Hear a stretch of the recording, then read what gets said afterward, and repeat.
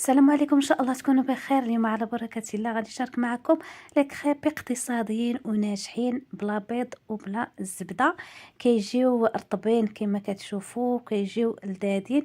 ونشارك معكم السر شنو كندير ليهم باش يجيو رطبين فحال هكا بلا بيض. بالنسبه للمكونات اللي غادي نحتاجو، هنايا عندي الطحين الابيض، طحين الفرش، درت 3 كؤوس ديال الطحين، عبرت بهذا الكاس هذا ما يعادل 300 غرام. كنديروا ملعقه كبيره ديال السكر وشويه ديال الملح باش تقاد لينا الحلاوه، وكنديروا 3 كؤوس ديال الحليب.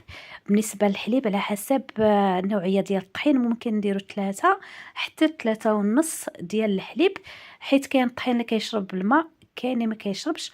وهنا درت 3 ملاعق كبار ديال الزيت. كنخلطوا المكونات مزيان ومن بعد كنزيدوا كيس ديال الفلون. بالنسبه للفلون هو اللي كيخليه رطب وكيعطيه المذاق لذيذ. هنا درت الفلون ديال الكراميل، ممكن نتوما ديروا الفلون على حسب الذوق ديالكم. بالنسبه للخليط كيجي بحال هذا الشكل هذا كما كتشوفوا. داكشي علاش قلت لكم الا جاكم ثقيل زيدوا مازال شويه ديال الحليب باش يجيكم فحال هكا، كيجي جاري شويه ولكن ما يجيش جاري بزاف. المهم هكا كما كتشوفوا.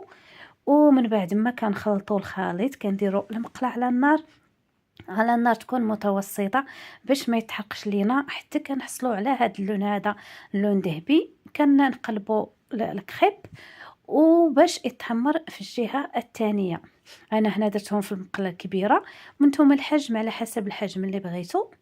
راه دغيا كيوجد، ما كياخذش الوقت نهائيا، اقتصادي وحتى سريع التحضير.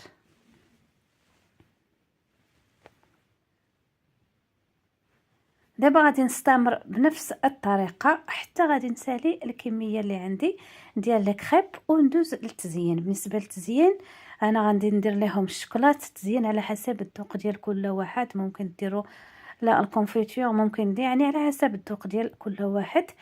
كناخذوا الكريب وبالنسبه للشوكولات هاد غادي نزينو بهاد الشوكولات اللي ديجا شاركته معكم. الشوكولا ديال الدان كنصايبو في الدار، ما كنديرش ليه النشا وما كنديرش ليه البسكوي.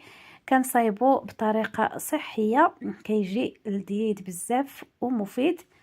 كناخذوا الكريب كنديروها بحال هكا كما كتشوفوا، كناخذوا القدر الكافي ديال الشوكولات كنديروا هكا في الوسط. وحتى بالنسبه لكيفاش نطوي نطوي الكريب على حسب اللي بغينا، على شكل مثلث ولا على شكل الصغار بحال هكا.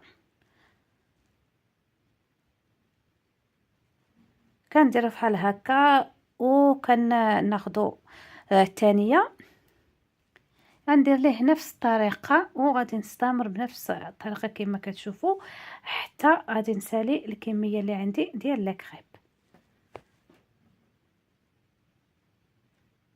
ومن بعد ما ساليتهم كناخذوا الشوكولات كنديروهم في البوش وكنزينوهم بهذه الطريقه. ان شاء الله تجربوهم وينال الاعجاب.